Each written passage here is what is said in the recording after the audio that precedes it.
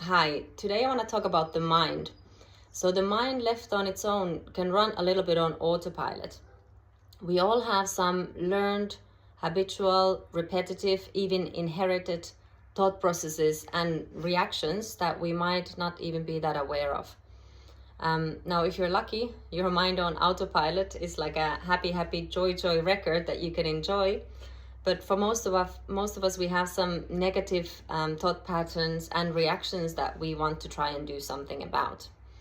Now, as an example, you could think about a stressful event in your life and your reaction to it. And you could ask yourself, would everyone in that situation have reacted the same way I did? Would someone programmed differently have reacted the way I did? Am I a product of my programming, or would I be able to influence it?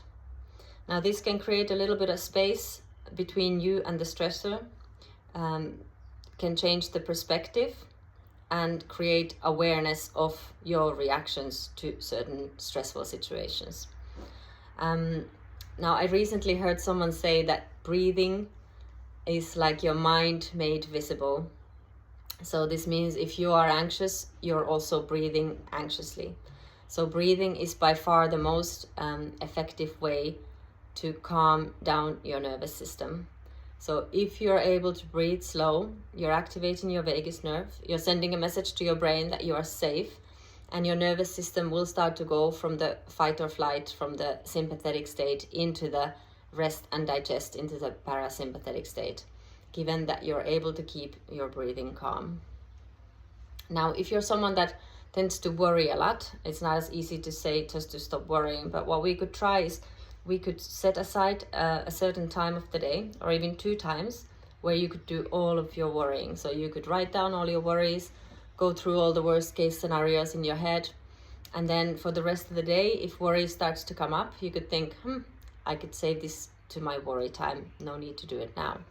And if you forget, not a problem, there's the next worry time, or tomorrow, or you can forget about it altogether. This is one exercise you're allowed to forget, given that you won't worry for the rest of the day. Now, if you are someone that has a lot of repetitive negative thoughts that come up throughout the day or throughout the week, we could learn to use these as triggers. So we would create a new positive, perhaps a phrase of gratitude or another positive thought. And every time this old habitual negative thought comes to mind, we would use it as a trigger and then repeat the new positive, helpful one on top of it. Eventually, we could say, thank you, we don't need the old negative one anymore, and we could go directly to the positive thought. The reason I mentioned gratitude is a very proven, effective way to happiness. So it's very helpful to incorporate that into our day one way or another. So it's a very good practice to have. These are some examples of how we could work on the mind. Thank you for listening. And if you have any questions, get in touch. Thank you. Bye.